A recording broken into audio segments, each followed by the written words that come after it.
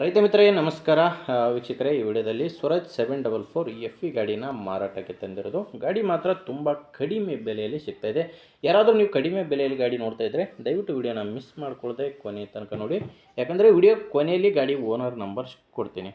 ಇನ್ನು ನಿಮ್ಮದು ಕೂಡ ಸೆಕೆಂಡ್ ಹ್ಯಾಂಡಲ್ಲಿ ಗಾಡಿ ಮಾರಾಟಕ್ಕಿದ್ದರೆ ಮಾತ್ರ ಈ ನಂಬರ್ಗೆ ಫೋಟೋಸ್ ಕಳಿಸ್ಕೊಡಿ. ಇದೇ ಥರ ನಿಮ್ಮ ವಾಹನದ ವಿಡಿಯೋ ಕೂಡ ಮಾರಾಟಕ್ಕೆ ಯೂಟ್ಯೂಬು ಇನ್ಸ್ಟಾ ಪೇಜಲ್ಲಿ ಅಪ್ಲೋಡ್ ಮಾಡಿ ಕೊಡುತ್ತೇನೆ. ಬನ್ನಿ, ಇನ್ನು ಟ್ರ್ಯಾಕ್ಟರ್ ಬಗ್ಗೆ ನೋಡೋದಾದರೆ ಸ್ವರಾಜ್ 744 FE ಗಾಡಿ ಇದು. ಮಾಡಲ್ಲು 2004.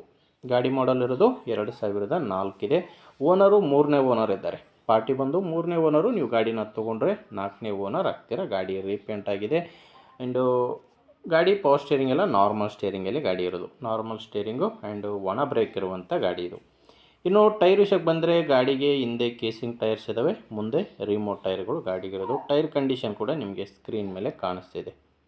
ಹಿಂದೆ ರಿಮೋಟ್ ಇದ್ದಾವೆ, ಮುಂದೆ ಕೇಸಿಂಗ್ ಟೈರ್ಸ್ಗಳಿದ್ದಾವೆ. ಆ್ಯಂಡ್ ಯಾವುದೇ ಸಾಮಾನಿಲ್ಲ ಗಾಡಿ ಜೋಡಿ, ಕೇವಲ ಇಂಜಿನ್ ಮಾತ್ರ ಮಾರಾಟಕ್ಕಿದೆ. ಮೇನ್ ಏನಪ್ಪ ಅಂದರೆ ಈ ಗಾಡಿಗೆ ಡಾಕ್ಯುಮೆಂಟ್ಸ್ ಯಾವುದೂ ಇಲ್ಲ. ಈ ಟ್ರ್ಯಾಕ್ಟ್ರಿಗೆ ಯಾವುದೇ ಥರದ ಡಾಕ್ಯುಮೆಂಟ್ಸ್ಗಳು ಇಲ್ಲ.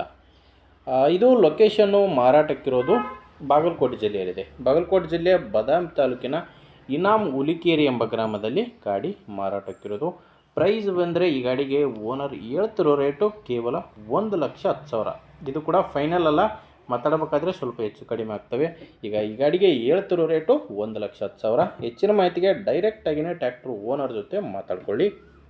ಈ ಗಾಡಿ ಓನರ್ ನಂಬರು ವಿಡಿಯೋ ಕೆಳಗಡೆ ಕೊಟ್ಟಿದ್ದೇನೆ.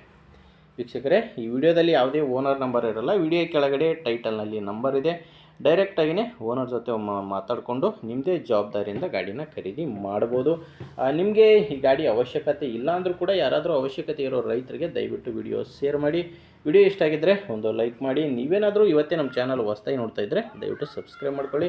ಇನ್ಸ್ಟಾಗ್ರಾಮಲ್ಲಿ ನೋಡ್ತಾ ಇದ್ದರೆ ಫಾಲೋ ಮಾಡಿ. ಮುಂದಿನ ವಿಡಿಯೋದಲ್ಲಿ ಮತ್ತೆ ಇದೇ ರೀತಿ ಒಂದೊಳ್ಳೆ ಗಾಡಿ ಜೊತೆ ಮತ್ತೆ ಸಿಗೋಣ.